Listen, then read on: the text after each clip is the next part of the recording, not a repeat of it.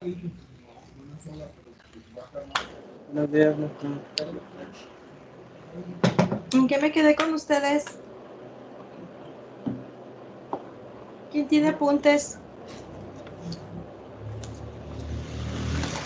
Maestra, lo que buscan, lo de los apuntes. Le tenía una pregunta del labio. ¿En los apuntes? No, le tenía una pregunta de cómo instalar el labio. Ah, yo te entendí que los apuntes y yo, apuntes de labio. No. Es que ya lo descargué y en ningún lado dice bien cómo. O sea, ¿Ya lo abriste? sí. A ver, ¿qué te saca? ¿Nombre? Pablo Rodríguez. Déjame, te pongo como moderador. A ver, pantalla, Pablo.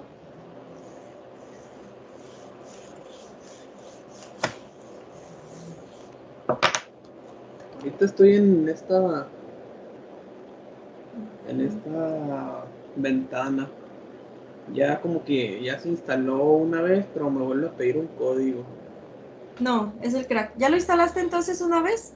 Sí, es que la primera vez me pedía como un codiguito que Ey, utilicé el del crack, ajá.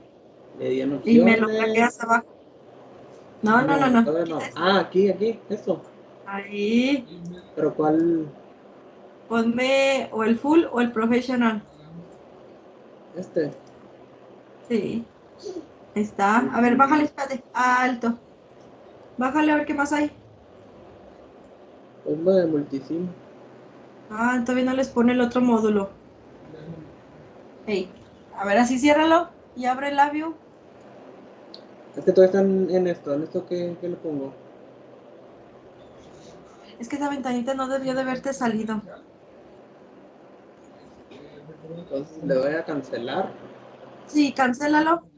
Si ya lo instalaste una vez, ya debió de haber quedado. Dile que no, que si no te va a dar lata. Ahora Está restaura. reiniciado. Pero se va a apagar la computadora. Sí, no importa, pero no te va a dejar craquearlo. Mejor te espero. Ok. Entonces. Bueno, en lo que él reinicia, ¿alguien más tiene dudas?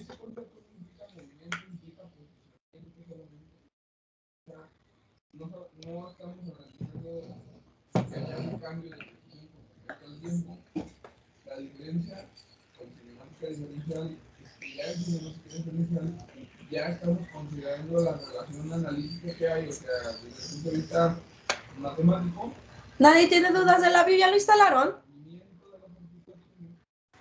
No sé cómo. No, lo descargué y me salió error. Nada, muchachos. Si no, busquen en internet. Está bien fácil descargarlos. Casi se muere mi lab. Bueno, les aviso que yo creo que hoy acabo y si no te empiezo hoy, voy a empezar el jueves con labio y lo voy a dejar al que se vaya quedando, ¿eh? ¿Me va a dejar? Sí, ya no vuelvo a explicar lo que ya expliqué en conclusión.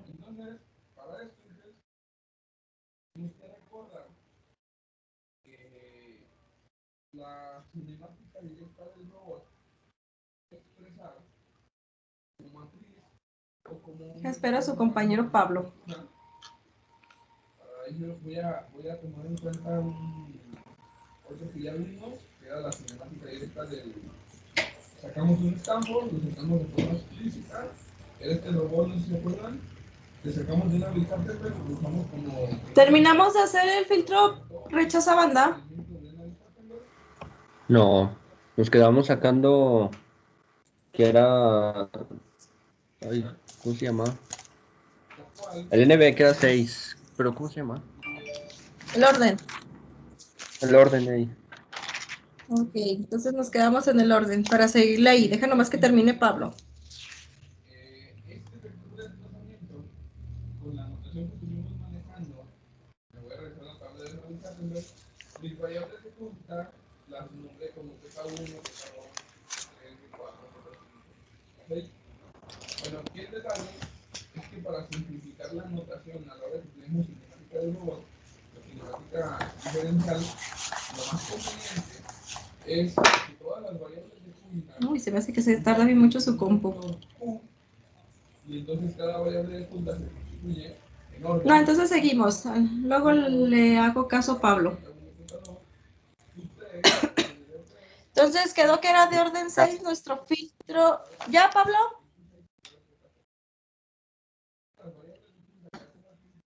Sí llegó.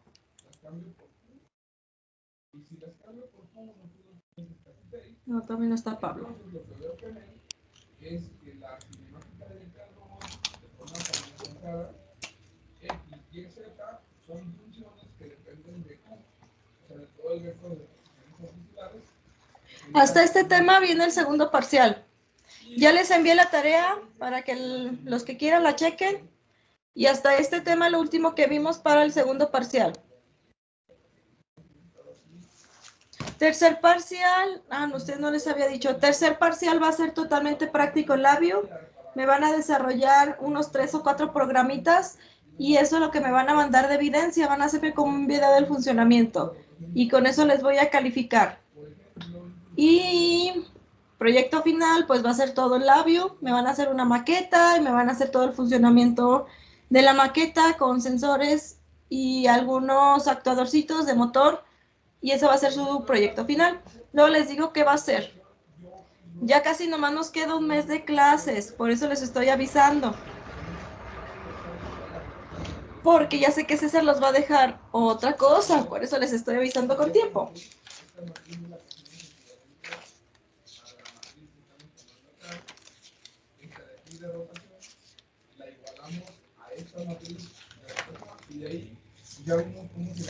Entonces empezamos con el rechazabanda.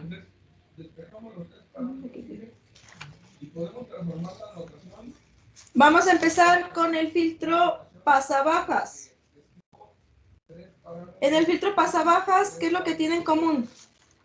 Y todos los parámetros de posición y de orientación pueden observar. Pues también voy a cambiar todos los temas por Q. Entonces, si los R's de las rotaciones dependen de Q, cuando yo hago la transformación a la recuperación de parámetros. Muchachos, ¿dónde andan?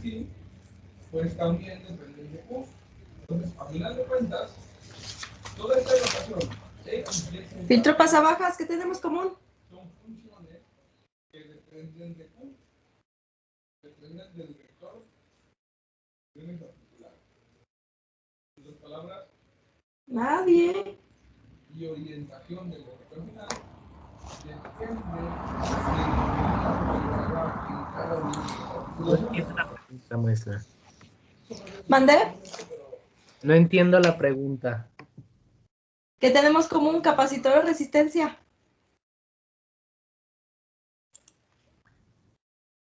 Vamos a diseñar primero el filtro pasabajas. Se las voy a hacer más fácil. Necesito que me digan cómo empezamos a diseñar el filtro pasabajas. Ya saben que tiene 2. Voy a empezar con el filtro pasabajas y luego con el filtro pasaaltas. Este es el filtro pasabajas. La variable extra, en cada una de estas variables X, por ejemplo, lo voy a cambiar de rotación. Necesito diseñar ese filtro. ¿Cómo lo hacemos? Me está compartiendo, maestra. ¿No se compartió? Ay, Jaciel, qué bueno que me dices, porque nadie me dice. Si tuviéramos un robot... ¿Estaba con qué? Ahí está. Necesitamos diseñar ese filtro. Ya lo tienen de figura ustedes el bode. Fue lo último que hicimos en clase. Es el filtro rechazabanda. Está compuesto por un filtro pasabajas en paralelo con un filtro pasaaltas. Voy a comenzar diseñando el filtro pasabajas. Este de aquí. ¿Cómo lo hacemos? Con 6 grados de libertad espaciales, estamos hablando de Calculamos la resistencia. Podríamos tener más de 6. Calculamos la resistencia. ¿Seguros? Parámetros de postura Filtro pasabajas, chequen sus apuntes. Ponemos resistencia, ¿no? Proponen resistencia. Maestro, yo veo todo negro. ¿Ves todo negro? Sí, creo que es mi internet. Fíjate, lo vuelvo a compartir. Entonces, aquí estoy obteniendo la posición Sí. o la postura de A ver si ya. a esta postura del ejercicio. No, creo que sí es mi internet. Me voy a salir y me voy a volver a meter. Ándale. Pablo, Gracias. ¿ya hizo tu labio? Ya volví, pero no sé qué hacer ahora. A ver, compártemelo. Creo que no te tengo. Sí, ya estás como moderador. Sí.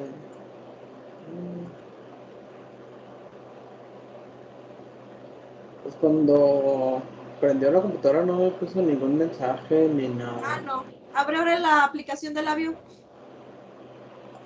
La busco nomás. Sí, así búscalo. Es esa, Tools Network. No. ¿No? No te lo instaló. Ponle. Esta, la Ah, sí, NI Labio 2014. A ver, abre qué es ahí. Creo que es el instalador. Cambios de la postura con Dale un respecto al clic. tiempo, tener los cambios de postura con respecto al tiempo. Observen, Inges, que yo lo que tenía era una posición de este tipo. Vamos a ver esto. Era una función de este tipo. Bueno, normalmente tenía una X. No, no me lo. No te abre, ¿verdad? Ahí está, abajo. Ah, ya.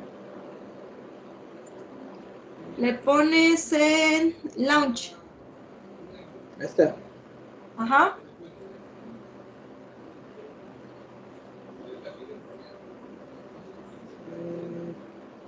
Dile que no. Como que no te lo craqueó bien. Ok. Ahora sí, abajo está. Es que no las abre. Te tarda un ratito en cargar. Pero ya te lo activo.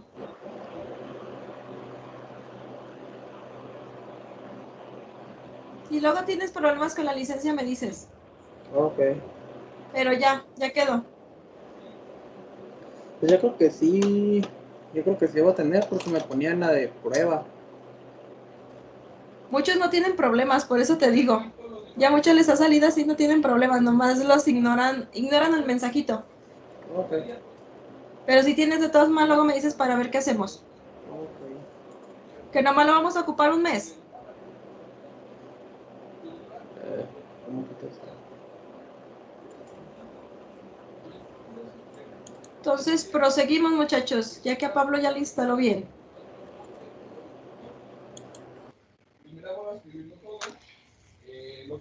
Entonces, ¿ya se ve la pantalla?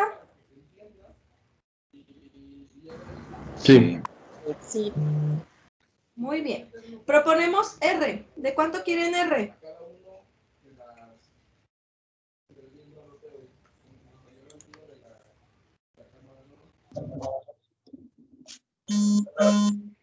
$10K. Y ahora necesitamos encontrar capacitores. ¿Cuántas etapas vamos a tener?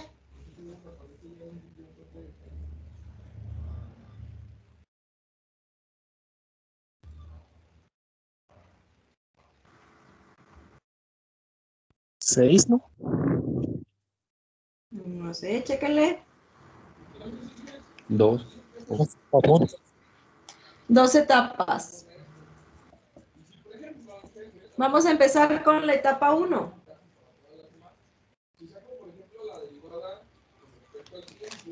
Las relaciones, muchachos. Es C1 entre C, ¿a qué va a ser igual? El primer coeficiente de la etapa 1. ¿Cómo sacaríamos la derivada de f de x que depende del tiempo? Si f de x depende de q1, q2, q3 hasta qn, y a su vez estos dependen del tiempo, ¿qué regla aplicamos para ¿Quién tiene las tablas? el cálculo multivariable? 1.035. 1.035. C2 entre C, ¿a cuánto va a ser? 0.9660. ¿Cuántos coeficientes tienes, Jaciel? ¿3? 2. 2. ¿Cómo?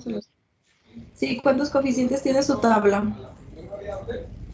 Y luego se deriva Es de orden 6. Ah, no, tiene 3, ¿no? Tiene 3 etapas, entonces. Tiene 3 etapas.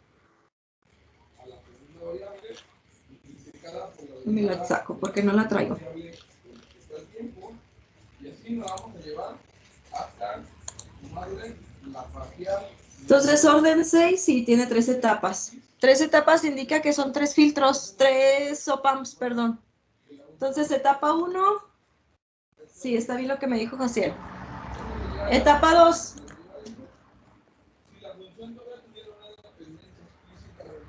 Entonces va a ser C3 entre C. ¿Cuánto vale? Es 1.414.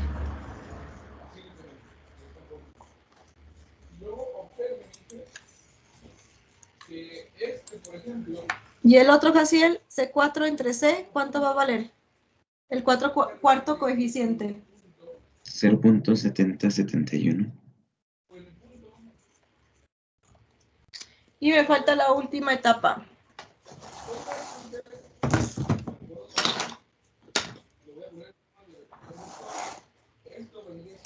Etapa 3. C5 sobre C. ¿Cuánto vale, Jaciel? 3.863. Muy bien. Y lo último, C6 sobre C, ¿a cuánto? 0.2588. Si se equivocan en esos coeficientes, lo único que va a pasar es que no se va a diseñar bien el filtro, muchachos. Pero nada más. Empezamos con la etapa 1. Primero vamos a encontrar el valor de C.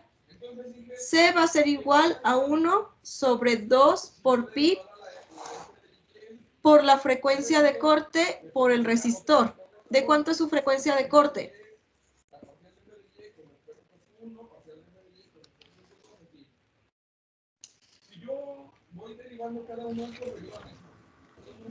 .4 kilos. 0.4 kilos. Por la resistencia que me dijeron que querían 10 kilos, a ver cuánto les queda el capacitor.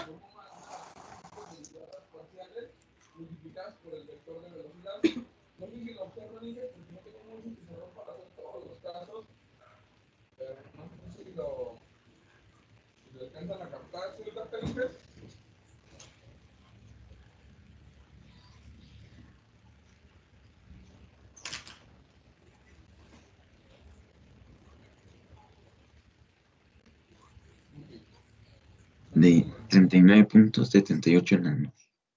Lo que obtenemos es esto, y lo que obtenemos es pues todas las derivadas. Ahí está su capacitor. Y estas derivadas parciales, todo esto que Ahora, empezamos con la etapa 1.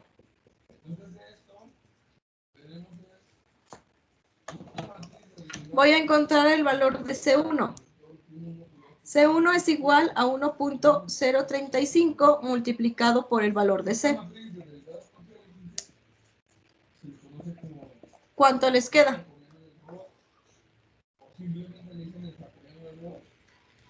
Eso viene siendo los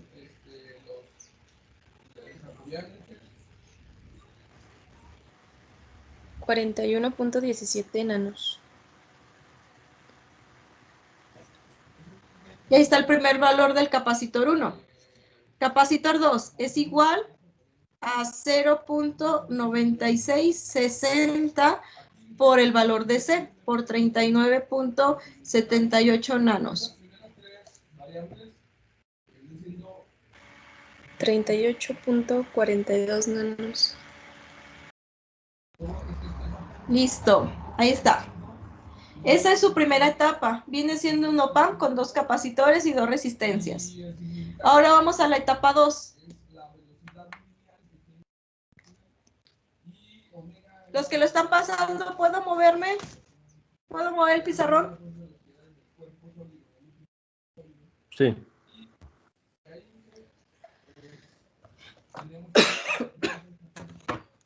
Etapa 2. Entonces ahora tenemos que encontrar C3. C3 era igual a 1.414 por el valor de C. Que el valor de C es igual a 39.78 nanofaradios. A ver cuánto les queda eso. Del lado derecho quiero pues el vector de velocidades. Si lo hago así, pues observen que tendría que 56.24 nanos. 4 nanos. Muy bien, gracias Dani. Y el último de la etapa 2, C4 es igual a 0.7071 por el valor de C. Por lo mismo, por 39.78 nanofaradios. Vamos a suponer que este arrobo lo tenemos con 28.12 nanos. esta velocidad del registro final, tendría que ver cuáles son las. Muy bien. Y la última etapa. Etapa 3. C5 va a ser igual a 3.863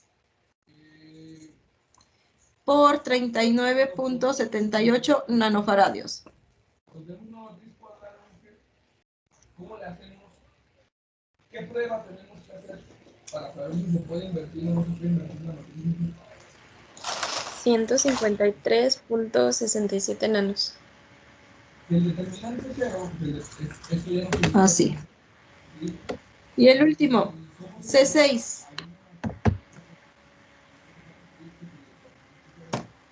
0.2588.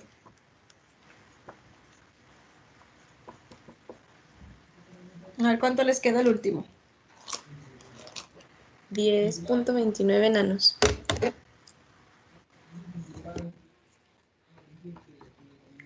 Y ahí están todos los valores.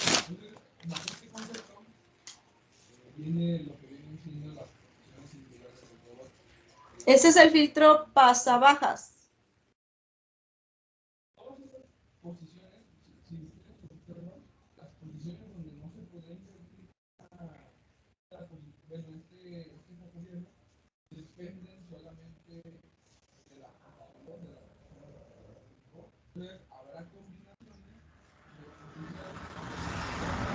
¿Dudas hasta ahí, muchachos?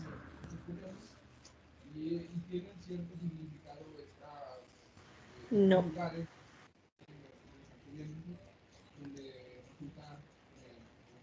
Entonces seguimos. Filtro pasaltas. ¿Qué me representa? Me representan cuatro conductos. Primero dije. Seguimos con el filtro pasaltas.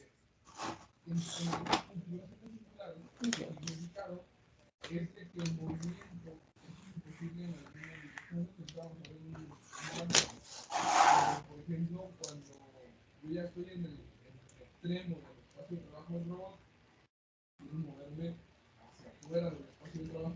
Filtro pasaltas, ¿qué proponemos? Capacitor. Ajá, entonces las etapas van a ser las mismas, pero la relación de la etapa 1, ¿cómo va a quedar? Ahora va a ser en términos de resistencia. ¿Cómo les queda? Esta relación jacobiana con las normas espectrales y otras cosas. ¿Quién es R1? Nos damos cuenta desde el punto de vista. ¿El de arriba o el de abajo? Para algunas configuraciones individuales para poder producir. De abajo. Muy bien, Casiel. Entonces es R entre R1 las relaciones. La otra es R entre R2 la relación. Esa es etapa 1. Etapa 2.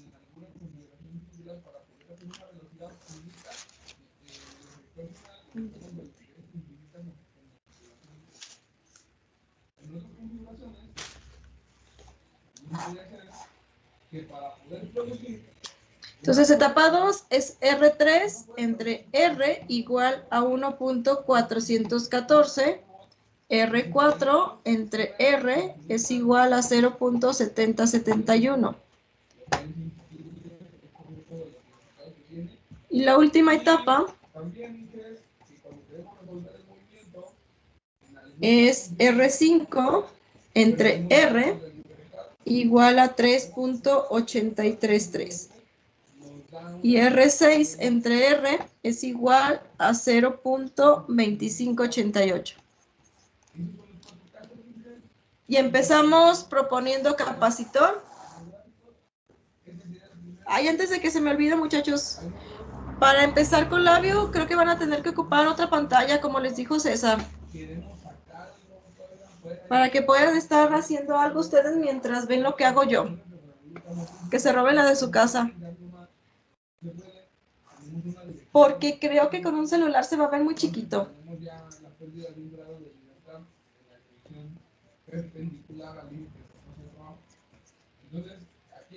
Entonces proponemos capacitor. ¿De cuánto lo quieren?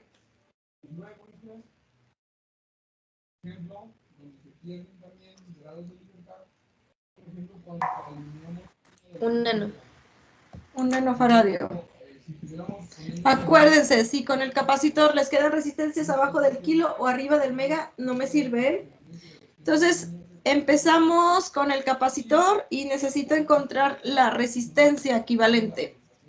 Entonces, es 1 sobre 2 por pi por la frecuencia de corte por el capacitor. ¿A cuánto va a ser igual la frecuencia de corte para ese filtro?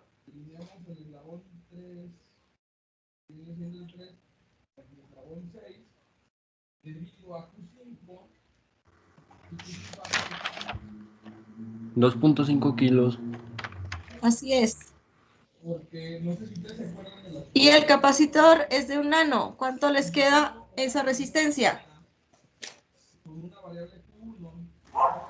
De 63.66 kilos. Entonces estamos dentro del rango. Y empezamos con la etapa 1. R1 va a ser igual a la resistencia R entre 1.035. Ahora van a hacer fracciones.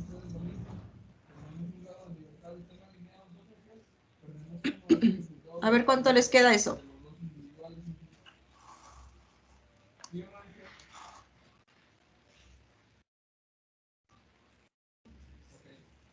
Entonces ya, ese sería un detalle, ¿no? Luego, nos va a servir esto para hacer un análisis de fuerzas estáticas. Vamos a suponer que esto ya está como un poquito más análisis, pero está fácil de entender. 61.50 kilos. Muy bien. R2 va a ser igual a la R, que es 63.66 kilos, entre 0.9660. Le pongo una fuercita, una fuerza porque 65.90 kilos. Esa es la etapa 1. Seguimos con la etapa 2. Etapa 2 vamos a encontrar R3. R3 va a ser igual a 63.66 kilos sobre 1.414.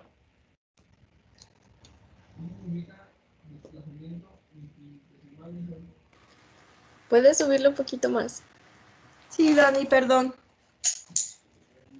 Se me pasó. Gracias. Son 45.02 kilos.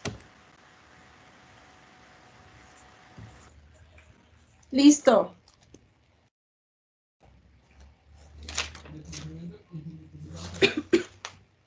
¿Dudas hasta ahí, muchachos? No.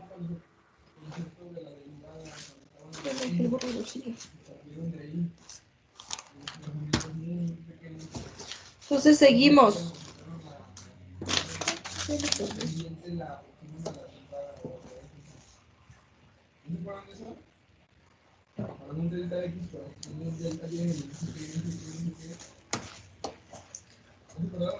Seguimos con la etapa 3. No, en la etapa 2 todavía. R4 va a ser igual a 63.66 kilo ohms sobre 0.7071.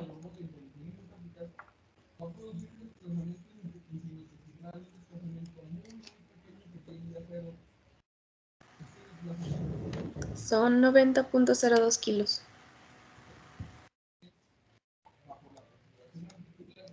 Y la última etapa,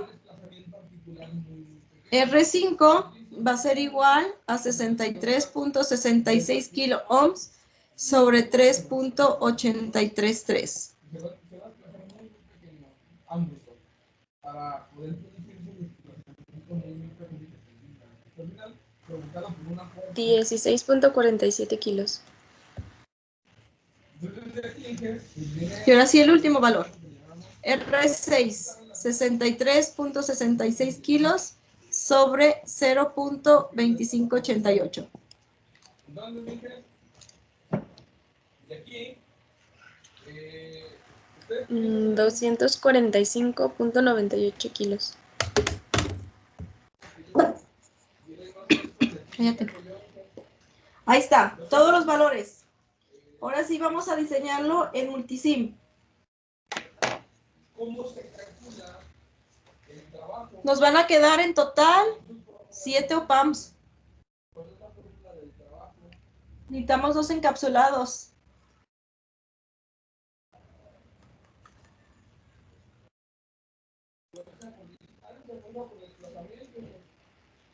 Ese mismo concepto de fuerza por desplazamiento lo vamos a utilizar aquí, nada más que la diferencia es que nuestro desplazamiento es vectorial. Recicle de los anteriores.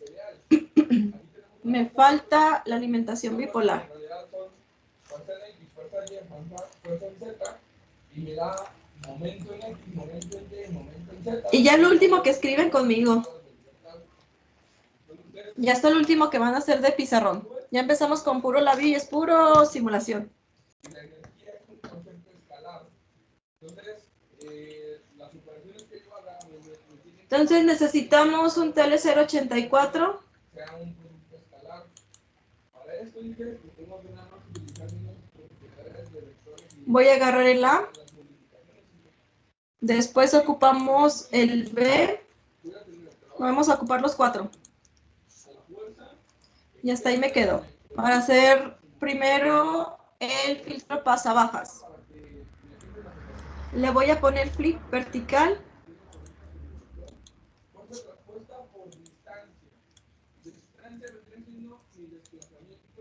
Y flip vertical. Ley de conservación de Y lo voy a alimentar. Que eso es lo que ya saben, que siempre se hace. una energía final, un trabajo del efector final. Este trabajo tiene que ser suministrado por alguien y lo suministran las articulaciones. Entonces, Alimento 1 y se alimentan los 3.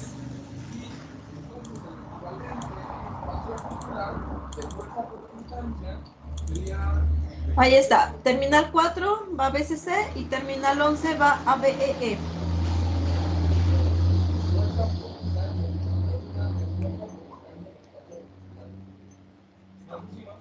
Y vamos a hacer primero el filtro pasabajas.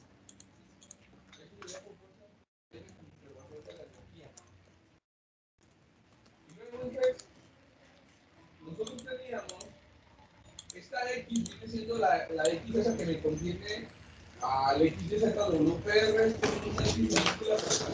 Entonces nuestra resistencia común va a ser de 10 kilos. Necesitamos 2 resistencias de 10 kilos por cada OPAM. Cuando sacamos la derivada de chi, tiempo, obtuvimos la relación jacobiano por la derivada de Q con respecto al tiempo. Eso fue lo que obtuvimos. cuando sacamos la operación, cuando sacamos el jacobiano, de ahí salió. Entonces ahora lo ponemos.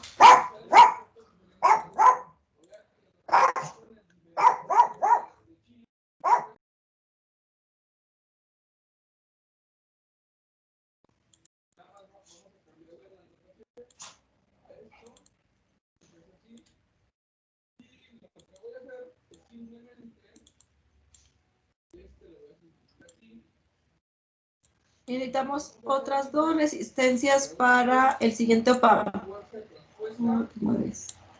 jacobiano de Q, el desplazamiento dimensional Q, igual al torque traspuesto diferencial de Q. Y que observan, Inge. Y ahora necesitamos dos capacitores por cada etapa. Quedaría solamente fuerza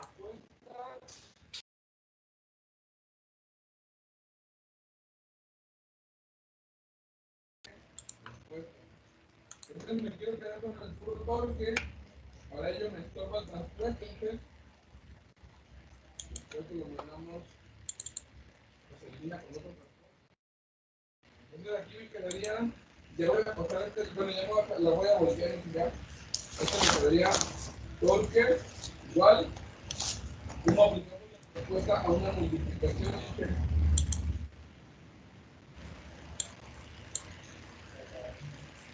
Pero se cambia el orden. Entonces me quedaría jacobiano traspuesto de Q por la fuerza traspuesta, me queda la pura fuerza. Y ya dije, digamos esta relación. Esa sería la relación entre fuerzas y torques. Esa ecuación, dije, es una ecuación. Ah, no, la regué. Este no va aquí. Es una ecuación de No va acá. aplicación. Es una ecuación que me dice. Así va. Si yo quiero aplicar, bueno, es bidireccional cosa porque es una igualdad. Si yo le aplico cierto torque a las articulaciones, es la fuerza que me produce en el efector final. Ahí está. Y me falta el voltaje de entrada. Si yo quiero que el efector final produzca cierta fuerza, ¿cuál es el torque que le corresponde? Es el signal voltage, el AC voltage. Tiene otra consecuencia en el ámbito de control, nos deja generar controladores cartesianos, controladores en donde ya no tenemos que resolver las cinemáticas. Entonces C1 nos quedó de 41.17 nanofaradios. C2 era de 38.42 nanofaradios. Acá, pues una de las consecuencias directas es que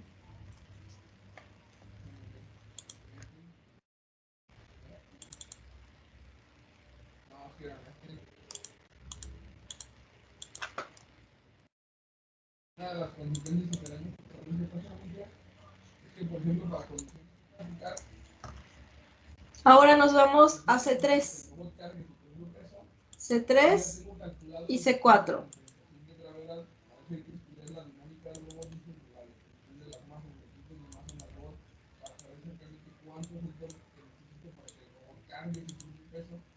Pero aparte dices, si además de cargar su propio peso, yo quiero que ejerza una fuerza, por ejemplo, puede ser una fuerza para cargar algo o para entonces C3 simplemente ya con la relación jacobiano traspuesto por fuerza es un capacitor de 56.24 nanofaradios. C4 es de 28.12 nanofaradios.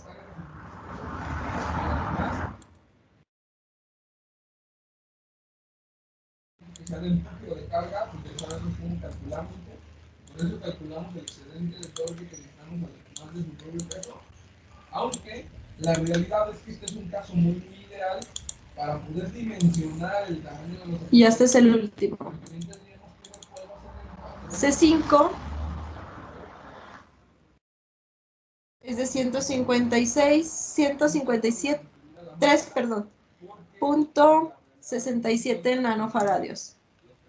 Y el último es de 10.29 nanos. Y así queda. Otros fenómenos que se producen para cuerpos que se desplazan, que rotan en el espacio al mismo tiempo, que vienen siendo los fenómenos de Coriolis, por centrífugas. Entonces, este modelo, en realidad dije que es un modelo muy ideal, es un modelo que funciona solamente para... Y me falta el filtro pasa altas. Hay que extraer o hay que obtener la ecuación de control. La entrada va a ser la misma de la fuente B3. O sea, falta mucho para llegar a terminar un diseño ya bien de un robot en cuanto a la capacidad. Y voy a intercambiar capacitores por más bien resistencias por capacitores. Es muchísimo para diseñar el robot. Es esto lo que se tendría que ver de forma completa. Aquí solamente tenemos el torque y la fuerza. Entonces aquí voy a reemplazar resistor por capacitor y el capacitor nos quedó que era de, ¿cuánto me lo dijeron? De 1 nano. 1 nano me dijeron que valía el capacitor. Entonces, ahorita viviremos en esta parte donde ya de cinemática, donde estamos en condiciones totalmente estáticas, pues ya llegamos a algo en donde ya estamos analizando movimiento también, y al menos ya encontramos la relación que hay entre fuerzas y torques. O sea, a partir de aquí, y a partir de esto, pues ya vienen los ejemplos. Por ejemplo, este robot, 2 grados de libertad, cuando se encuentra totalmente estirado, las teorías nos dicen que el robot en esa dirección, en la que están los eslabones, Y los capacitores por resistencias. una fuerza infinita de forma externa, en esta dirección las matemáticas lo dicen. Esta resistencia va a ser R1 y quedó de 61.50 kilos. Y la otra es que si tenemos una fuerza muy grande, R2 para que dañemos la estructura mecánica del robot. O sea, una fuerza muy grande de 65.90 kilos. Entonces, esos son solamente especulaciones matemáticas. R3 No tienen sentido. Entonces, ese es el significado. de 45.02 kilos. Un robotcito de 2 grados de libertad. Este robotcito de 2 grados de libertad. R4 es de Ya hemos sacado la 90.02 kilos. Y la verdad, como mi pizarrón está muy chiquito, yo creo que lo voy a fijar en algo. R5 16.47 kilos. Y la última, R6.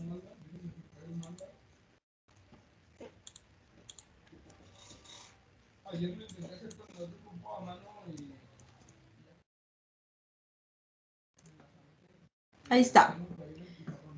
Viene siendo nuestro filtro pasa bajas y pasa altas. Y me falta sumarlos en paralelo. Vamos a ocupar otro PAM.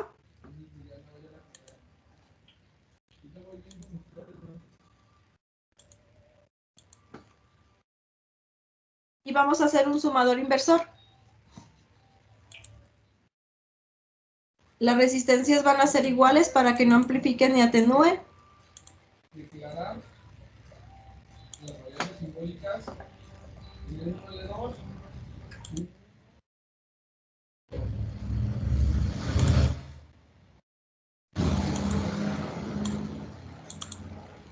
Y luego calculamos la matriz de transformación IG.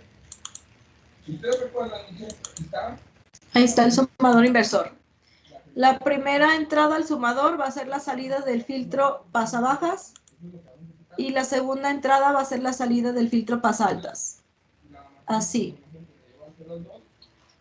Y nuestra salida total es la salida del sumador. Y ahí está su filtro rechazabandas, muchachos. L1,0,0.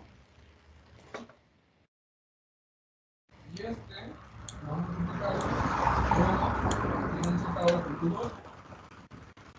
Y luego de relación. ¿Cómo van los que están simulando? Todavía nos falta mucho. Si no ven algo, me dices, Jaciel.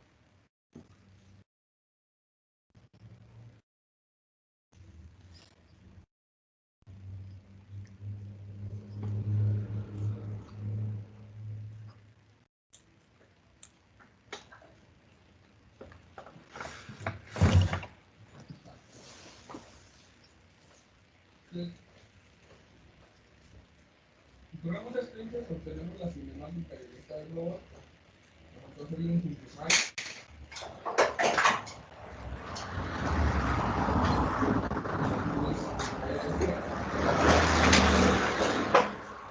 Esta es la cinemática directa del globo. Y aquí dije, vamos a extraer la X y la Y. Entonces, mi X es igual a la transformación del 0 al 2, transformación del 1 al 4, luego la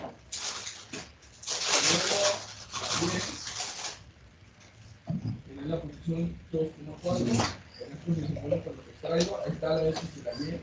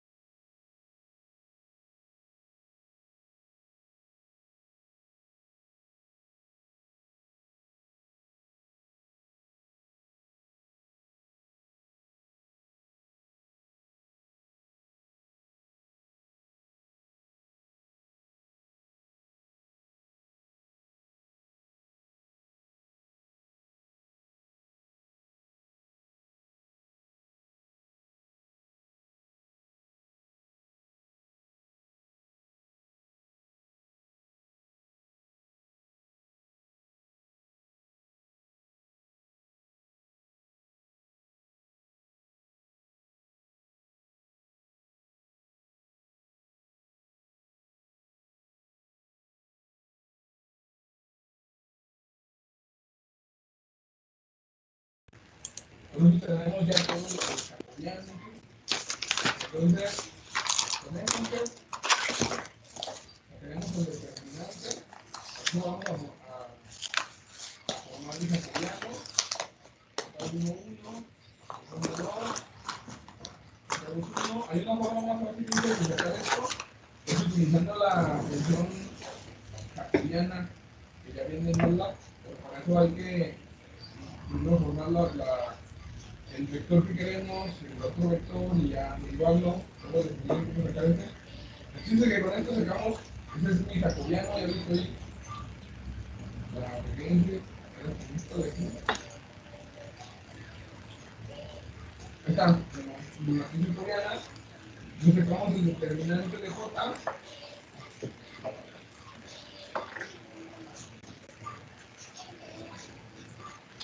Vamos a simplificar el determinante.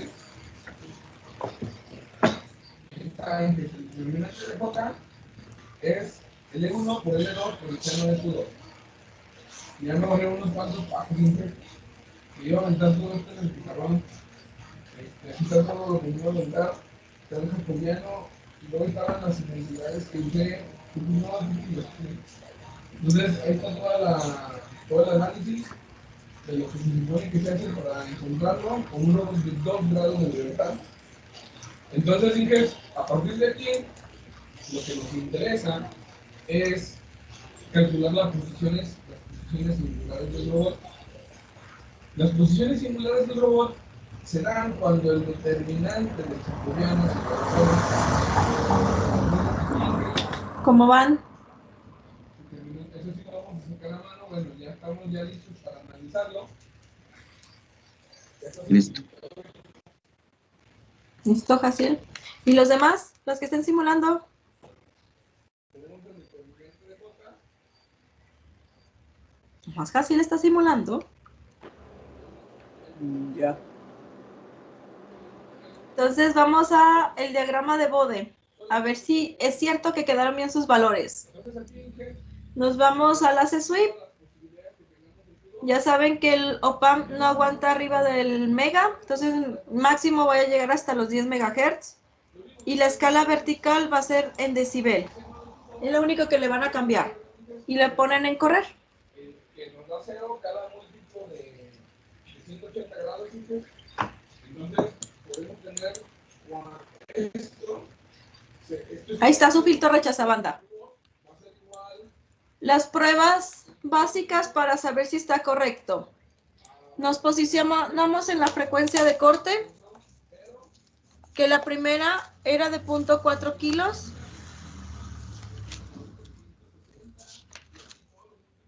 Entonces la primera frecuencia va a ser de 0.4 kilos. Entonces equivale a 400 Hz. Y la segunda va a ser en 2.5 kilos. Ahí está. Entonces en 400 Hz me está dando menos 3.6 decibeles. Perdón, menos 3.06 decibeles. Y en 2.5 kilos me está dando menos 3.08 decibeles. Por lo tanto, está correcto las frecuencias de corte. La frecuencia de rechazo, ustedes la pueden apreciar aquí en 1 kilo. En 1 kilohertz me está dando menos 81 decibeles. Y ustedes me lo diseñaron para menos 40. Se pasó poquito. Ay, es por el sumador. Este lo vamos a checar por separado. Les voy a desconectar el sumador, ¿eh? Por culpa de este no me está dando bien la frecuencia de rechazo. Los voy a poner por separado para que vean. Voy a poner 2 puntas. Y le vuelven a poner en correr. Ahí están los 2 filtros. El rojo es el filtro pasa bajas y el verde es el filtro pasa altas. Y donde cruza es la frecuencia de rechazo. Entonces voy a poner un cursor en la frecuencia de 1 kilo. En 1 kilo me dice que tengo una magnitud de menos 47.75, que lo diseñaron ustedes para menos 40. Se sube poquito, pero es por lo del orden, de lo del redondeo. Por lo tanto, sí coincide la teoría. Ahora necesitamos checar el orden. ¿Se acuerdan que el orden es con la pendiente?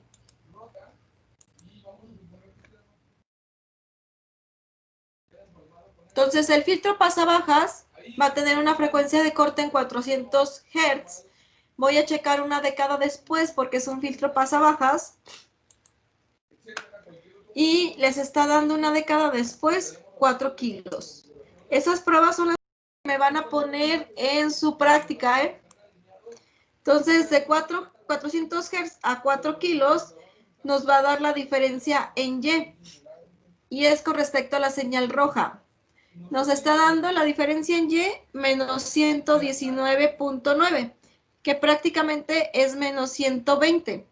Como era de sexto orden, nos está dando menos 20 decibeles por 6, nos está dando el menos 120, por lo tanto coincide el orden. Ahora vamos a checar el filtro pasa altas. Me voy a colocar en la frecuencia de corte, que es 2.5 kilos. Ya estoy en 2.5 kilos. Ahí la señal verde. Me está dando menos 3 decibeles. Una década antes, ¿cuánto vendría siendo?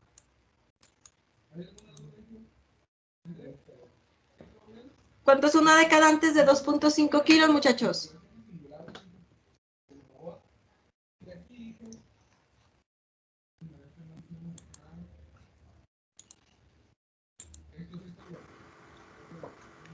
¿0.25? Ajá, que serían los 250, ¿cierto? Entonces, en 250, ya les desaparecí la otra señal para que no se confundieran. Me está dando menos 120 decibeles, por lo tanto, concluimos que es de sexto orden también. ¿Sale? Y el filtro completo, pues es la unión con el sumador.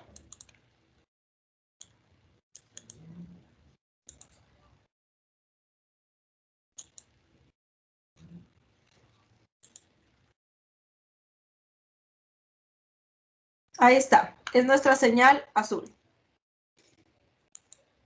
Y si se fijan, es el cruce donde hay el filtro pasabajas del filtro pasaltas. Exactamente es el cruce, ¿eh? ¿Dudas de esta, muchachos? Ese es el último filtro que vemos, el filtro rechazabanda. No me salió la gráfica, maestra.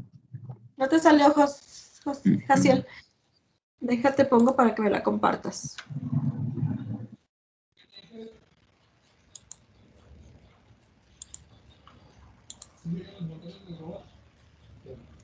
Listo, Jaciel. Bien, hijas, en este video, esta gente benevolente de no sé dónde, la universidad, la escuela, grabó un video en donde muestra las configuraciones de un ABB. Vamos a ver una sala de ellas. Una configuración, no sé si están observando, que tenemos alineado. Te falta te falta la alimentación de SOPAM, Jaciel, y la entrada a cada resistencia va a ser la salida de cada filtro, ¿eh? En la muñeca estamos perdiendo un grado de libertad. Estamos perdiendo un grado de libertad aquí en una configuración modular. Para resolver el movimiento requiere velocidades infinitas para pasar de un punto a otro. No es lo que van a ver ahorita. Obviamente no se puede hacer esto de forma infinita, pero vean las soluciones máximas, ya los ingenieros que si quieren hacerla más grande la hoja, está en opciones. Se van a opciones y hay una de Sheet Properties. Ahí hace más grande la hoja, que como que están batallando. En Workspace. Y ahí tú le pones el valor que quieras.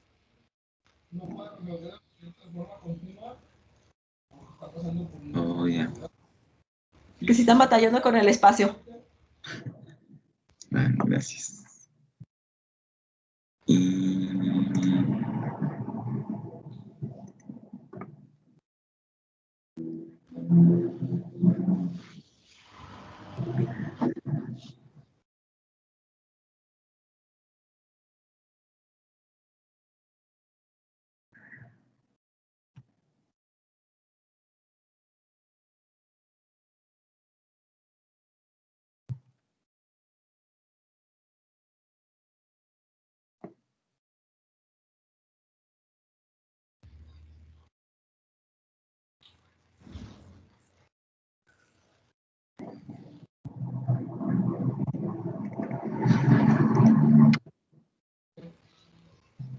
no se detiene para resolver el movimiento.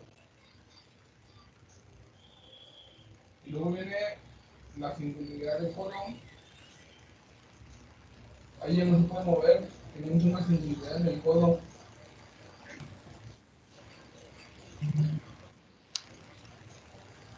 Así, ¿no? Ajá, así, Jaciel. Son las singularidades que hay en este robot. Se supone. Y luego vamos al fan. Muchachos, si veo que avanzo muy lento con ustedes, voy a empezar a utilizar una hora del viernes de clase. Porque necesito que aprendan bien labio. En Access Web. Así, ¿verdad? Y no. En la escala vertical va a ser en decibeles.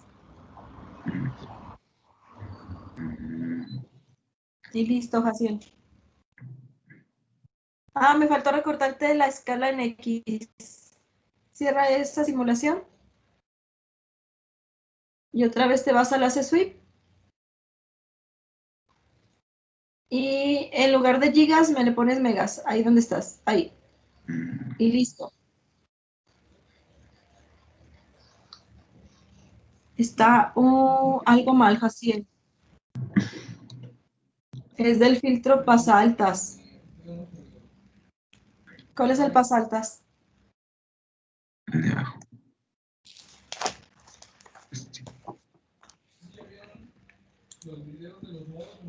Déjame ver qué es lo que tienes mal. Todos los capacitores son de 1 nano. R1, 61, está bien. El modo de movimiento se cambia aquí con R3. porque arriba no. Es lo mismo. Está todo bien. ¿Qué es lo que tienes mal? La diferencia va a ser, pues, que allá cuando queremos mover el robot, A ver, Jaciel, entonces vamos a checar la frecuencia de corte. Ah,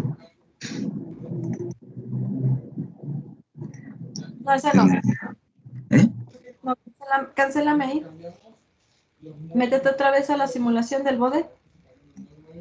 Se ve rara tu simulación, pero así le hacemos. Y chécame las frecuencias de corte.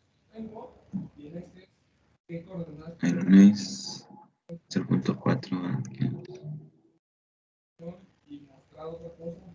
No, ahora no está dando. No me está dando 69 decibeles. Ey, no está mal. A ver, ciérrale, Jaciel, otra vez. Vamos a ver dónde está el error. Vamos al de arriba.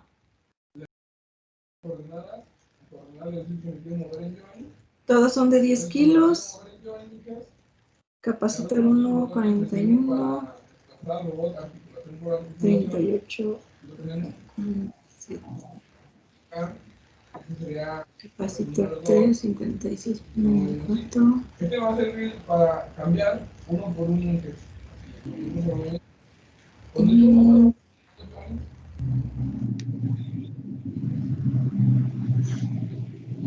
Es que tenemos mal.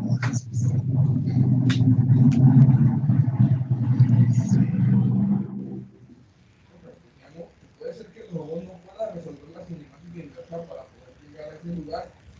No pueda resolver alguna velocidad, no pueda resolver la posición. Nada, te falta la retroalimentación del sumador, Jaciel. La resistencia que retroalimenta en el sumador.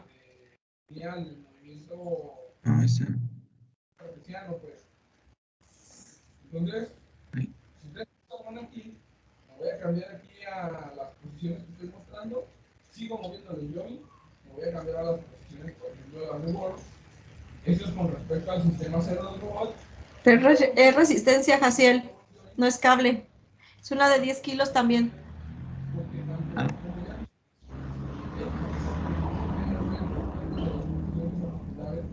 Entonces van a variar, más bien un parámetro va a variar cuando yo cambie. Ahí está, a ver qué te da ahora sí. Ya ahora sí ya quiso. Era eso. Ah, ok. Ahí está su filtro rechaza banda.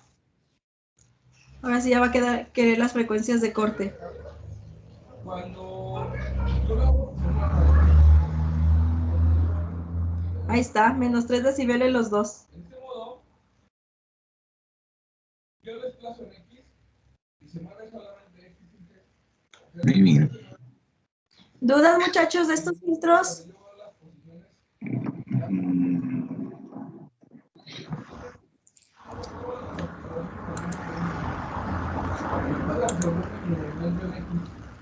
Tiene que resolver la cinemática inversa en tiempo real para que pueda hacer este posicionamiento. ¿Alguien tiene dudas?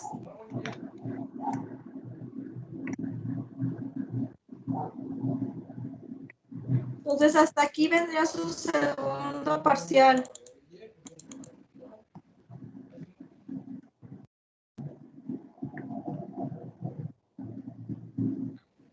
Y viene... Maestro, bueno, más o mejor... menos, ¿cuándo ¿Mande? más, ¿cuándo más o menos inician los exámenes otra vez? Ya casi. Uy, no. Les pasé las fechas completas, no me acuerdo. Acabamos de salir. No, es que los terceros parciales son a finales de noviembre. No sé si se acuerdan que este semestre está bien rápido. De hecho, la primera semana de diciembre es la última de clases. Ahora nomás van a tener una semana de exámenes.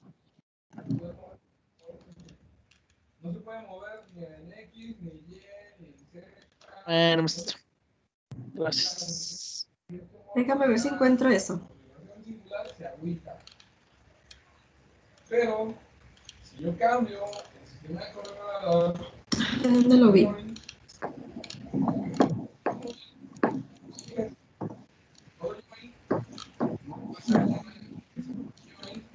yo puedo ver el problema es que controlar la función que tiene que ser con modo join, entonces,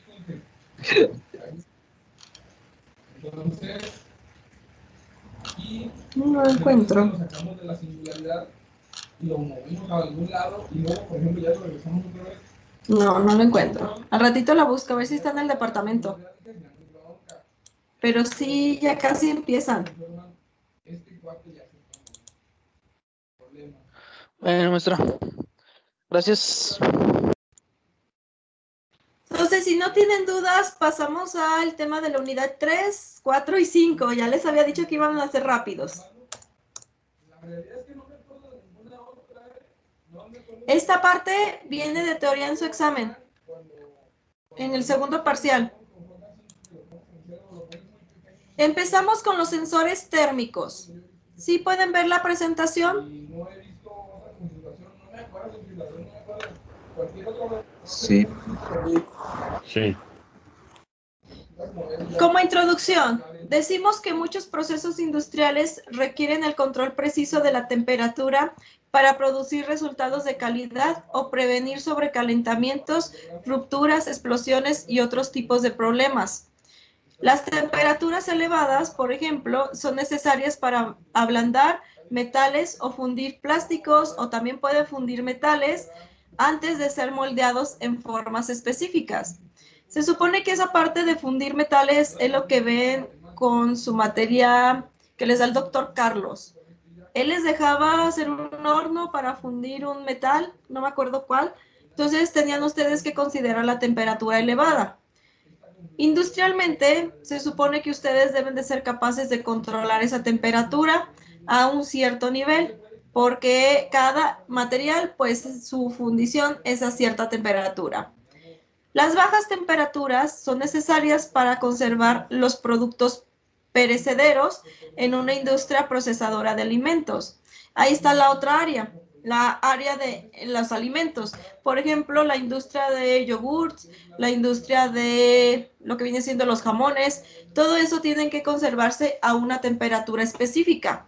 Por ejemplo, la industria o las cámaras donde guardan manzanas tiene una temperatura específica que no permite ni que se congelen las manzanas ni que se echen a perder. Entonces, todo eso va a ser un control de temperatura, que es lo que vamos a empezar a ver con labio. Por definición de temperatura, decimos que los materiales están compuestos por estructuras de átomos, de los cuales nos rodean comúnmente. No están compuestos de elementos puros, al contrario, se componen de combinaciones de varios elementos formados moléculas. Al interactuar con la energía térmica, estos materiales reaccionan en diferentes formas. ¿Qué quiere decir eso? Que pasamos por los tres estados.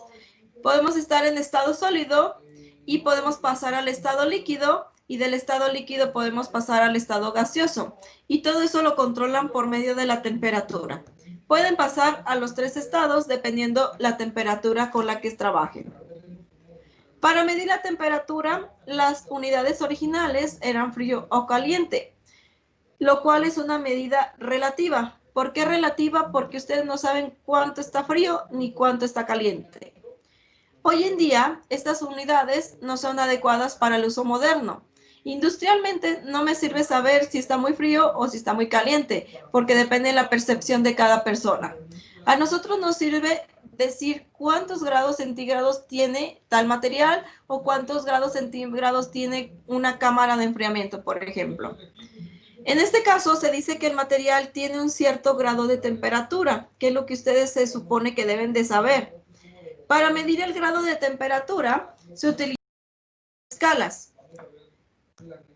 Y por definición, tenemos que la temperatura se define como la cantidad de calor expresada en grados que contiene un cuerpo. En México manejamos mucho el grado centígrado, pero en Estados Unidos manejan también el grado Kelvin o el grado Fahrenheit, cualquiera de las dos.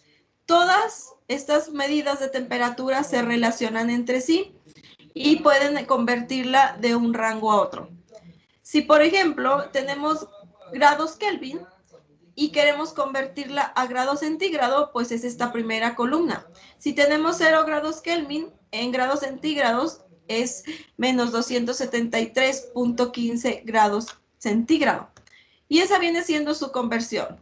Entonces vamos a manejar 4 tipos de temperaturas. Eso depende de su instrumento de medición. Por lo general, los que ocupamos en la materia, todos los manejan en grados centígrados. Pero hay sensores que me los pueden manejar en grado Kelvin o en grado Fahrenheit, que es el más común, el grado Fahrenheit. Entonces ya nomás sería la conversión y ustedes lo hacen internamente en el labio, esa conversión. Esa va a ser su primera práctica. Se supone que me van a medir su temperatura en grado centígrado y me la van a convertir en grado Fahrenheit. ¿Qué vamos a ocupar? Lo básico, un LM35. Entonces vamos a hacer esa primera parte de práctica. Los termómetros están graduados según ciertas escalas que podemos clasificarnos en 2 grupos. Las escalas relativas, que son las Celsius y las Fahrenheit. ¿Por qué son relativas? Porque no inician en 0. Su 0 vendría siendo, por ejemplo, el del grado centígrado hasta que está en estado líquido. Pero el grado Fahrenheit no inicia en 0. A diferencia del Kelvin y del Rankine, que se inicia en 0. Esa es la diferencia. Y esas vendrían siendo las escalas absolutas, los Kelvin y los Rankine. Después pasamos a la medición de temperatura. Uno de los métodos eléctricos para la medición de temperatura involucra el cambio de resistencias eléctricas en ciertos materiales.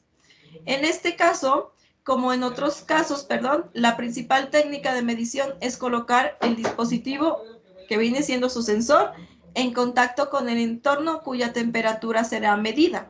Si quieren medir, por ejemplo, agua caliente, pues pondrían en contacto con el agua a su sensor.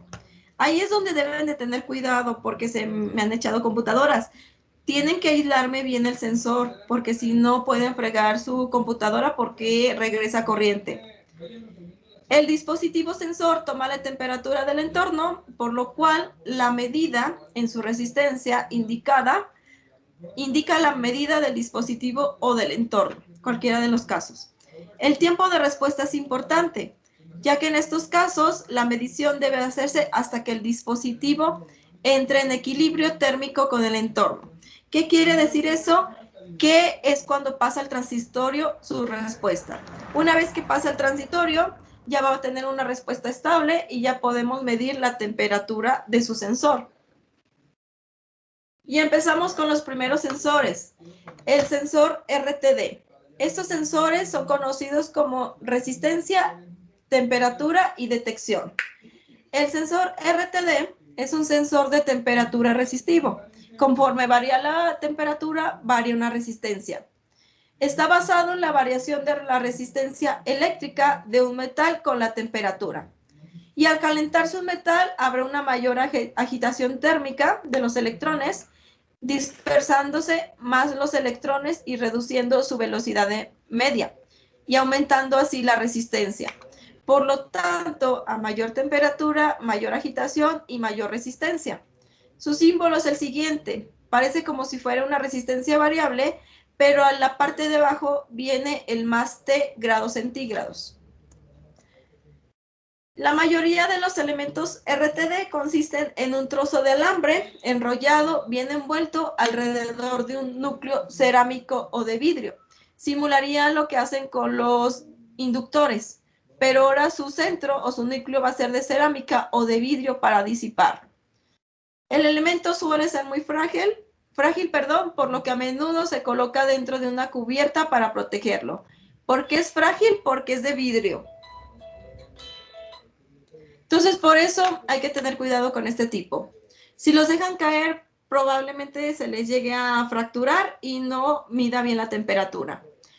Uno de los beneficios del uso de los RTD es que son los sensores de temperatura más precisos, no solo ofrecen una buena precisión, sino también proporcionan una excelente estabilidad y repetibilidad, ¿sí?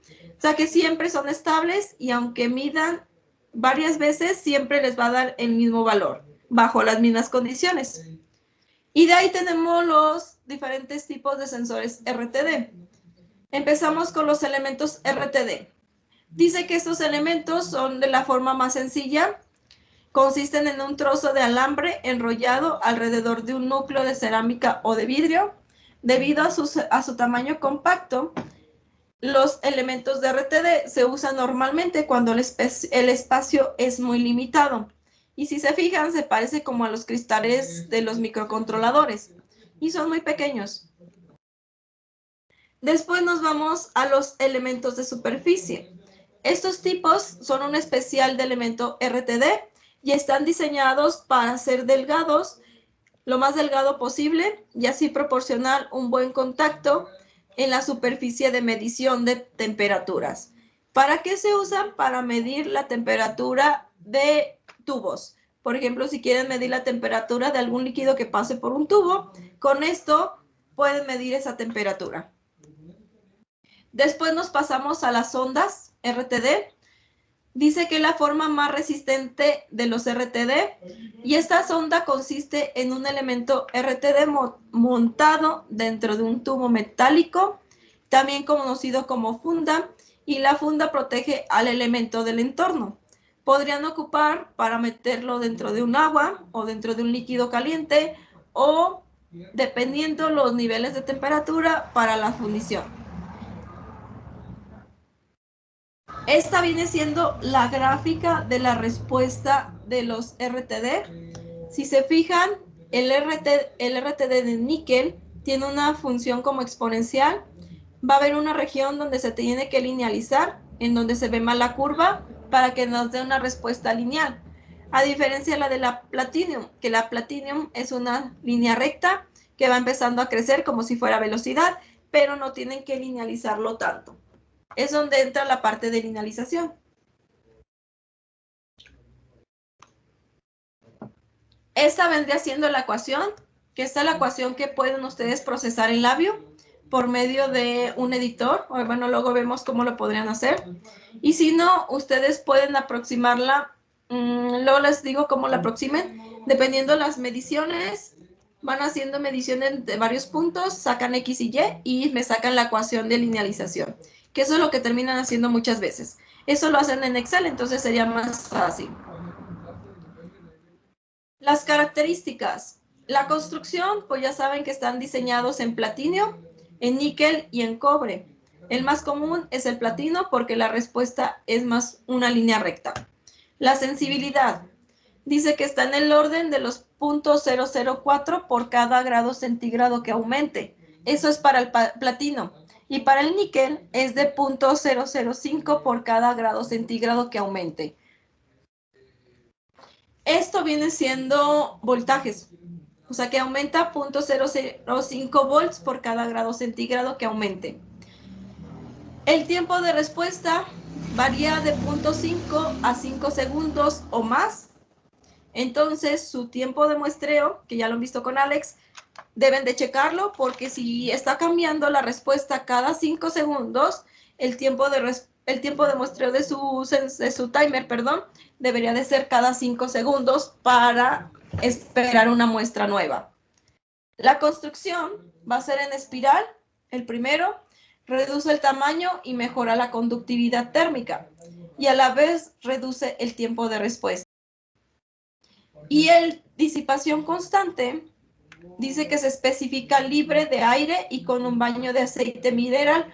El aceite mineral es un buen conductor, por lo tanto se baña con esa cosa. Y el rango de medición, ese es el problema, que para el platino el rango de medición va de los menos 100 grados centígrados hasta los 650 grados centígrados. Por arriba o por debajo de esos rangos se descomponen los sensores. El de níquel es mucho más chico, va de los menos 180 grados a los 300 grados centígrados. Entonces, dependiendo de sus necesidades, pues es el tipo de sensor que van a ocupar. Este es el acondicionamiento ustedes ya lo conocen, es un puente de Winston. El RTD se pone en la cuarta resistencia, la fuente de alimentación y este amplificador diferencial me sirve para obtener el voltaje de salida. Ya se los había puesto en un ejemplo que vimos de simulación. Se supone que en el puente de Winston les da voltaje diferencial y ahora con el amplificador diferencial me sirve para obtener un solo voltaje de salida. Y en total, este es el acondicionamiento para los RTD.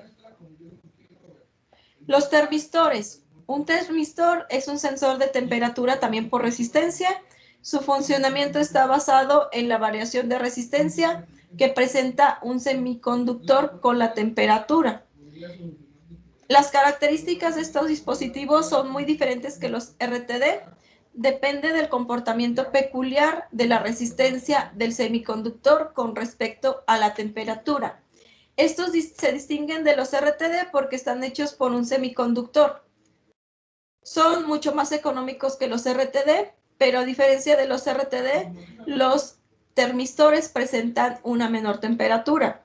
Yo les pido a veces un termistor, no sé si se los voy a pedir en esta vez, pero eso los consiguen en el centro, en Master Electronics. Parecen como si fuera un capacitor chiquito. Y estos aguantan de 90 grados a 130 grados centígrados. Y no están caros estos. Me dijeron que estaban como 20 pesos, creo. A diferencia de los sensores RTD, la variación de la resistencia con la temperatura es no lineal. Entonces, ustedes lo que les restaría es que a partir de esta ecuación a partir de esta gráfica me encuentren la ecuación que describe el comportamiento del sensor. Existen dos tipos de termistores, los NTC y los PTC. Los NTC son termistores negativos, tienen coeficientes de temperatura negativas y por lo tanto son altamente sensibles a los cambios de temperatura. Y dentro de este grupo se encuentran la mayoría de los termistores. El que sigue son los PTC. Estos son los termistores con coeficiente de temperatura positivo. Sufren un cambio de resistencia brusco al alcanzar cierta temperatura y pasando de los valores de centenares de ohms a decenas de megaohms. Y esta viene siendo su gráfica. Si se fijan, la gráfica de los NTC es mucho más recta que de los PTC. Para linealizar, los PTC batallan mucho más porque hay que linealizar por regiones. Entonces, dependiendo de la región de temperatura, va a entrar una ecuación de linealización. Entonces, por eso es mucho más complicado. Los tipos de encapsulados de termistores. Tenemos los tipo perla, que son los que aparecen en pantalla, que son los que me han conseguido. Así se ven. Están muy bonitos, pero están muy pequeños. Lo mismo. Entonces, como están muy pequeños, hay que, como siempre les pido la aplicación de que lo metan en agua, pues necesito que lo aíslen completamente con un Thermofit. Es lo más fácil. Me lo hacen el aislamiento con Thermofit y ya no tenemos problemas de que se le meta agua. Los termistores de tipo disco, que se parecen completamente a los capacitores, pero estos son de temperatura. Los tipo chip, que son para montaje superficial. Los tipo de arandela, que es como si fuera una rondanita. Y los tipos barra, que parecen como diodos. Así me decían, que parecían como diodos Zener. Entonces son los tipos de termistores que hay. Depende mucho de la temperatura para que sea el tipo de termistor que ocupen y también dónde lo quieran poner. La construcción. Dice que son semiconductores fabricados para una configuración particular. Pueden ser fabricados en diferentes formas y grosores y se pueden fabricar a partir de óxidos semiconductores, tales como óxido férrico, óxido de níquel o óxido de cobalto. La sensibilidad puede cambiar hasta un 10% por cada grado centígrado que aumente. Y, por ejemplo, les dice que un termistor con una resistencia nominal de 10 kiloohms puede cambiar 1 kiloohm por cada grado centígrado que aumente la temperatura. El rango. Dice que depende del material de la construcción. Hay 3 factores que limitan el rango. Uno, el fundido o el deterioro del semiconductor. ¿Qué quiere decir eso? Que dependiendo la cantidad de uso, va a empezar a variar la medición. El deterioro o el encapsulamiento del material. Si ustedes lo meten en líquidos muy calientes, pues va a empezar a deteriorarse el encapsulado del material. Y el tercero es la insensibilidad para las altas temperaturas. Deben de cuidar el rango máximo que aguanta cada termistor, porque si no, va a empezarles a dar lecturas erróneas. En general, el límite superior se encuentra debajo de los 300 grados centígrados. Y la resistencia, puede llegar a valores de los megaohms. El límite inferior es típicamente entre menos 50 o menos 100 grados centígrados. Por debajo de esa temperatura se lo echan. Los tiempos de respuesta depende de la cantidad del material presente en el entorno y un mismo sensor puede responder desde 0.5 segundos hasta 10 segundos, dependiendo dónde se esté haciendo contacto. Si se encapsula en teflón, que es el Thermofit, por ejemplo, los sensores pueden llegar a tener un tiempo de respuesta de hasta 10 segundos o más. Si, por ejemplo, lo meten en un cubrimiento de metal, puede que tenga más retardo en el tiempo de respuesta, para que tengan cuidado. Y el acondicionamiento de las señales, como es resistivo, dice que sí existe una gran variedad de formas debido a su riqueza de comportamiento. La forma más fácil, pues, es que me lo pongan en un puente de Winston o con un op-amp para que amplifiquen el voltaje. Ya eso es su decisión. Los termopares. Un termopar es también conocido como termocouple y es un dispositivo formado por la unión de dos metales distintos que producen una diferencia de potencial muy pequeña. Está dado en los milivolts. Para ello necesitamos un acondicionamiento que amplifique ese voltaje. Dice que es en función de la diferencia de temperatura entre los dos extremos denominados punto caliente o unión caliente o de medida. Y otro llamado punto frío o unión fría o de referencia. ¿Sí? Entonces estos van a estar unidos por dos metales. Estos son los más ocupados en la industria, pero por lo cual yo no se los pido porque están muy caros. Los más baratos andan entre 800 pesos y de ahí se sube mucho. Por eso esto yo no se los pido, pero son los que siempre andan ocupando en la industria. Este es el efecto Civic, que es el efecto de cómo mide la temperatura el termopar. Va a estar dado por medio de esta ecuación de temperatura, que E viene siendo los voltajes electromotriz, bueno, el voltaje de referencia. Y esta viene siendo su gráfica. Si se fijan, es una gráfica recta. Entonces va a ser una gráfica con una ecuación lineal. Es la ventaja de los termopares. Entonces va a crecer linealmente y no hay problema a la hora de linealizarlo. De hecho, ni ocupan linealizarlo. Vamos a tener diferentes tipos. Vienen desde los J, T, K, E, S y R. Los más comunes son el J, el S y el R, pero cada uno varía dependiendo la temperatura. Si se fijan, va a haber unos que tienen temperaturas desde menos 190, menos 200, menos 190, menos 100. Y el de 0 grados, que estos dos, el S y el R, nada más sirven para altas temperaturas. Y son muy altas las temperaturas que nos permite a lo mejor hasta utilizarlos para fundir metales. Dependiendo del tipo de termopares, pues va a ser la sensibilidad, va a ser el rango de temperatura y va a ser la respuesta.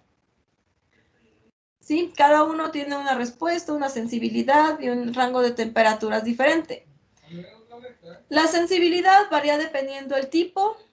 Dependiendo, por ejemplo, el J va a tener una sensibilidad de 0.05 milivolts por cada grado centígrado. Si se fijan, la variación es muy chiquita, por lo cual hace que sea muy precisa la medición. La construcción son la unión de dos metales. Están construidos por soldadura y torcidos para que tengan mejor conductividad. Y puede llevar algún recubrimiento para evitar los ruidos.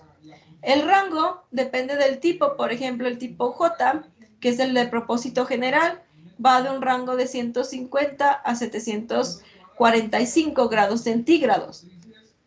Y por lo tanto, el tipo S llega hasta los 1765 grados centígrados. El tiempo de respuesta depende del tamaño del cable. Si es muy largo el cable, pues va a tener un tiempo de respuesta mayor.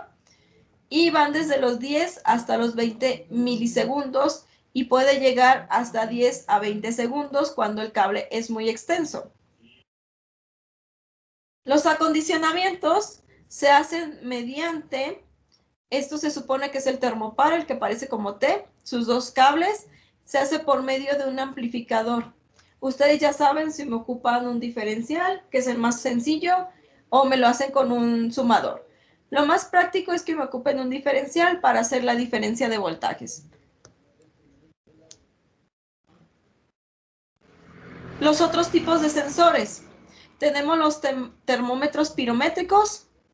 Este es un dispositivo capaz de medir la temperatura de una sustancia o un objeto sin necesidad de estar en contacto. Es por lejanías, como aquí dice. Puede medir la temperatura de un objeto cuando está en movimiento o alejados, así como cuando las temperaturas son muy elevadas. El rango de temperatura es desde los menos 50 grados hasta los 4000 grados centígrados. Eso también depende de qué termómetro pirométrico compren. Hay unos que son muy caros y son mucho más precisos y aguantan más altas temperaturas. Entonces, entre más caros son mejores los sensores. Los termómetros de gas usan propiedades de volumen y presión de gas. Estos son los que a veces se encuentran en los refrigeradores de las carnicerías o los refrigeradores de los centros comerciales. Tienen un rango de temperatura desde los menos 27 grados centígrados hasta el 1447 grados centígrados. El termómetro de gas consta de un recipiente de gas de hidrógeno, que ese gas va a estar en esta torretita, en este pivote, conectado a una columna graduada conteniendo mercurio. Y ese viene siendo su indicador. Los que siguen son los termómetros de gas a presión. Constantemente se componen de una ampolla con gas helio e hidrógeno o nitrógeno, según la gama de temperatura deseada y un manómetro de medida de la presión. Se pone la ampolla de gas en el ambiente cuya temperatura medir. En este caso va a ser el recipiente donde quieren medir la temperatura. Y se ajusta entonces la columna de mercurio, que es esta columna en la cual contiene mercurio. Y dice que está en conexión con la ampolla para darle un volumen fijo al gas de la ampolla. Y la altura de la columna de mercurio indica la presión de gas. A partir de ella se puede calcular la temperatura. ¿Sí? Dependiendo de cuánto suba o cuánto baje el mercurio, va a ser la temperatura. Y de ahí tenemos lo que son los termómetros líquidos, que eso ya los conocen. Son similares a lo que viene siendo el termómetro de gas a presión. Funcionan dependiendo de la temperatura, va a esparcirse el termómetro que tiene en la punta y es lo que indica la temperatura que hay. Son los más precisos que hay. De ahí decimos que tenemos dos tipos, los de mercurio y los de alcohol coloreado. Los de alcohol coloreado son unos rojos que tienen en los refrigeradores industriales. Los de mercurio son los que utilizan en el ámbito médico, donde se pone la temperatura de la persona. Estos van desde los menos 39 grados, que es el punto de congelación del mercurio, hasta los 137 grados centígrados, que es el punto de ebullición del mercurio. Son portátiles y permite una lectura directa. No son precisos para fines científicos. Y los últimos son los de alcohol coloreado. Esos van desde los menos 112 grados centígrados, que es el punto de congelación del etanol, porque están hechos de etanol, hasta los 78 grados centígrados, que es el punto de ebullición del etanol. Es portátil, pero todavía son menos precisos. Y los sensores de estado sólido. Esos son los sensores hechos por dispositivos semiconductores que entregan una cantidad de milivolts por cada grado centígrado. Estos ya están acondicionados, por lo tanto no necesitan acondicionamiento externo. Y el ejemplo práctico pues es el LM35. Este sensor tiene una precisión de 1 grado centígrado y su rango de medición abarca desde los menos 55 grados hasta los 150 grados centígrados. Si lo calientan más, empieza a derretirse el recubrimiento del sensor y se daña. La salida lineal, ¿qué quiere decir eso? Que por cada grado centígrado que aumente, aumenta 10 milivolts. Y por último, dice que está calibrado directamente en grados Celsius, o sea que no tienen que tener conversiones. A fin de seleccionar el mejor aplicación, se debe tener en cuenta varios factores: la temperatura máxima que quieren ustedes medir, el rango de temperatura a medir, la exactitud, la velocidad de respuesta, los costos y el requerimiento de mantenimiento. Son varias cosas o varios puntos que hay que considerar a la hora de elegir un sensor de temperatura. ¿Dudas de eso, muchachos?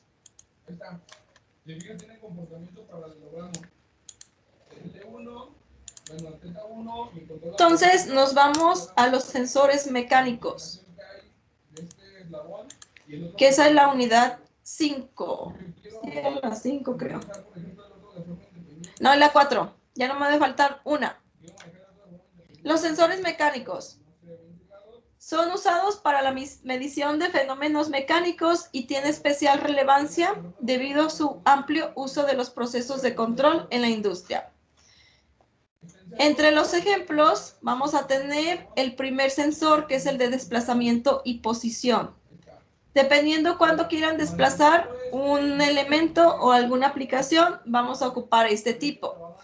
Ejemplos de uso: la localización de objetos en un sistema de transporte, que viene siendo una banda. Medición de niveles de líquido, conversión de presión a desplazamiento para un indicador de presión, entre otros. Empezamos con el básico, el potenciómetro. Es un componente electrónico similar a los resistores, pero cuyo valor de resistencia es variable. Internamente el potenciómetro va a tener de esta forma: con esta piquito va a ser contacto y va a ser lo que varíe la resistencia. Entonces es nuestro primer sensor. Los materiales usados para la fabricación suelen ser los mismos que los utilizados en las resistencias. Son mezclas de carbón y grafito con metales y aleaciones metálicas. Sus valores de resistencia están entre los 50 y 10 ohms, 10 megaohms. La tolerancia es de más o menos 10% y más o menos 20%. Y la potencia aguanta hasta los 2 watts, para que tengan cuidado. Los tipos son los potenciómetros rotatorios, son los que ya conocen. Los deslizantes son los que se deslizan bajo un riel. Y los tipos de respuesta. Los tipos de respuesta van a ser lineales, que son los que espero que me utilicen, y lo logarítmico. Los logarítmicos son los que parecen exponenciales. Son estos dos. Cuando son logarítmicos hay que linealizarlos. Después nos pasamos a los sensores capacitivos. Estos sensores son industriales, son sensores de proximidad capacitivos, me detectan presencia en las bandas industriales. Los sensores de proximidad capacitivos detectan únicamente objetos no metálicos como papel, vidrio, líquido y tela. Sirve para detectar presencia de esos 4 elementos. La función del detector capacitivo consiste en señalar un cambio de estado basado en la variación del estímulo de un campo eléctrico. Ya saben que el capacitor me genera un campo eléctrico, entonces dependiendo de la variación de ese campo eléctrico es la detección del objeto en su banda.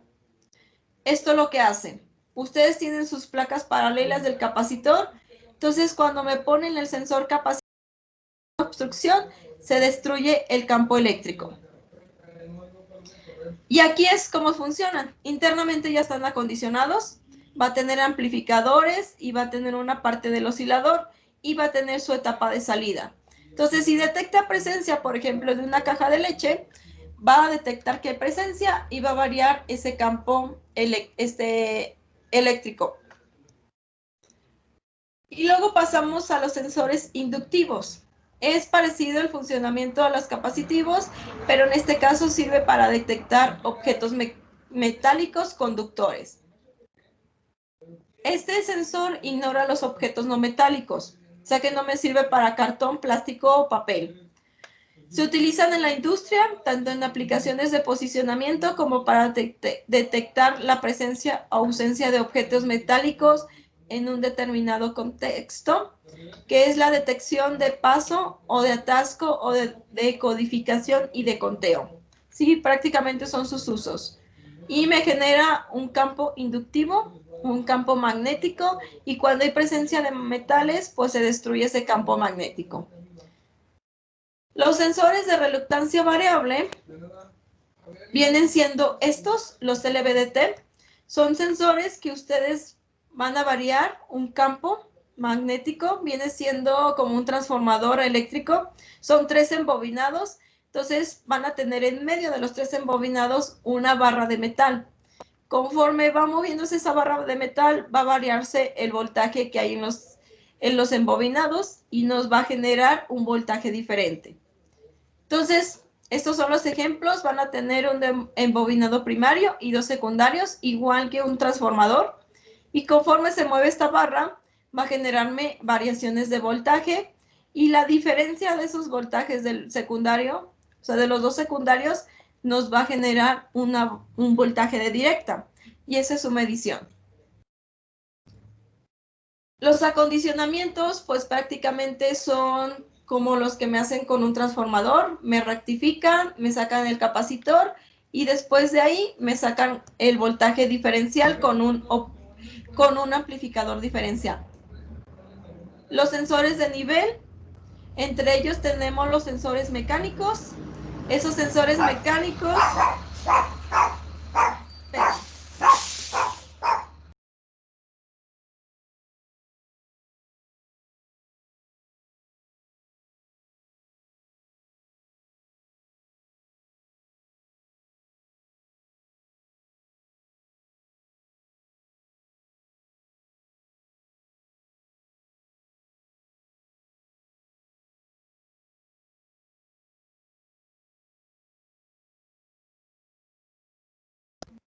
Ya, muchachos, que llegó el ruido. Entonces seguimos con los sensores mecánicos. El más común son los flotadores que hay en su depósito, por ejemplo, del agua.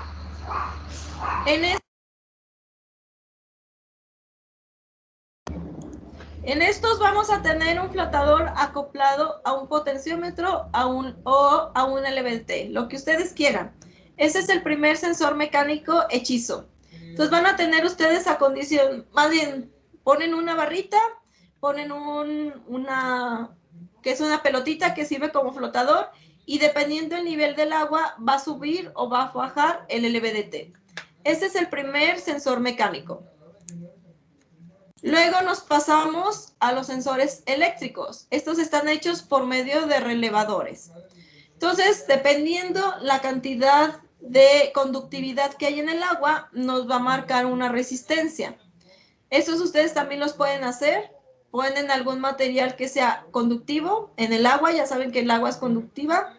Y por medio de un potenciómetro o por medio de otro dispositivo mecánico me generan la cantidad de agua o me miden la cantidad de agua que hay en el líquido.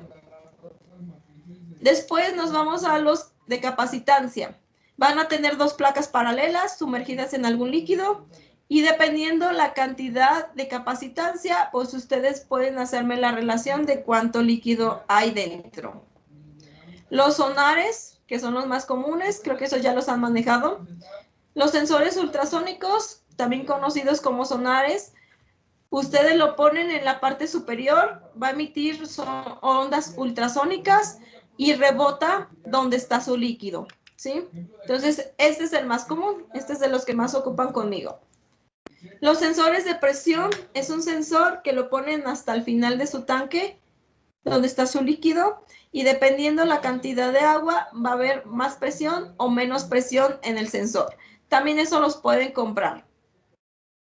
Los sensores de deformación van a hacer deformación por tracción, que la tracción es cuando la estiran. La de compresión cuando comprimen algún material. la de cortadura, cuando ejercen dos fuerzas diferentes, que eso ya lo han visto en alguna parte de mecánica. Y los de torsión, cuando ustedes tuercen un material en contra. Y los de flexión, cuando tienen el material como en dos uniones fijas y en medio le aplican una fuerza. Para eso me sirven las galgas extensiométricas. Es otro sensor que me han ocupado. Las galgas extensiométricas ustedes le aplican fuerza en la parte de en medio, que es esta región. En esta región ustedes le aplican fuerza. Es como si fuera una plaquita grabada. Entonces en medio ustedes le aplican fuerza y me va a dar variación de resistencia. Los tipos de galgas van a ser los de hilo metálico, que están grabadas con un hilo metálico y en medio ya le pueden ejercer la presión. Me sirven estas para generar los sensores de fuerza. Los grippers también les sirven para eso. Y de ahí tenemos las celdas de carga, o también conocidas como células de carga. Son las celdas que utilizan para las pesadoras. Ustedes me le ejercen presión en medio y sirve para pesar un objeto. Después pasamos a los sensores de movimiento. Entre esos sensores vamos a tener los acelerómetros, que los acelerómetros a ustedes les sirven para medir posición XY. Y entre los tipos de acelerómetros tenemos los acelerómetros mecánicos, que están compuestos por una galga. Entonces, dependiendo la aceleración que hay del objeto, esa galga me lo mide. Después tenemos los acelerómetros piezoeléctricos, que dependiendo del movimiento, se va a comprimir o se va a hacer o va a descomprimirse, como quien dice, el piezoeléctrico que viene aquí en medio y va a generar un voltaje.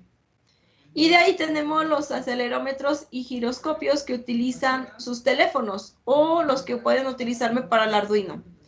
Estos van a ser acelerómetros y giroscopios para grados y va a tener una comunicación I cuadrada C, ¿sí? Y por último tenemos los sensores de presión. Estos sensores tenemos el primero, que es el de diafragma, que va a haber un diafragma en un tubo, que eso es para las válvulas, y por medio de líquido pasa pasa líquido de P1 a P2 y se mueve la presión del diafragma. Este es otro, por medio de una LVDT se varía y va a permitir ver cuánto líquido hay en un tubo. Y los tubos son los últimos, son los tubos de Bordón, que dependiendo la cantidad de presión va a aumentar la graduación o va a disminuir. Son todos los sensores. ¿Dudas de estos? Me faltan unos, pero solo los vemos en la otra clase y empezamos con labio. ¿Dudas, muchachos? Ya la próxima empezamos con labio. Me falta una presentación como de 15 minutos de la última unidad y ya empiezo con labio. Que me faltan los sensores infrarrojos, que vean. ¿Sale, muchachos? Entonces sería todo por hoy. La siguiente clase ya es casi todo de labio. Voy a empezar con lo básico. Empezamos de menos a más. Si se me van atrasando, pues se van quedando, para que vayan instalando labio. ¿Sale? Entonces los veo la siguiente clase. Consíganse una pantalla extra. Agarren su televisión de su casa, porque si no, no van a alcanzar a llegar lo que estoy agarrando de objetos de labio. Entonces los veo la siguiente clase, muchachos. Hasta luego. Adiós. Adiós. Adiós, Fer. Adiós, Carlos.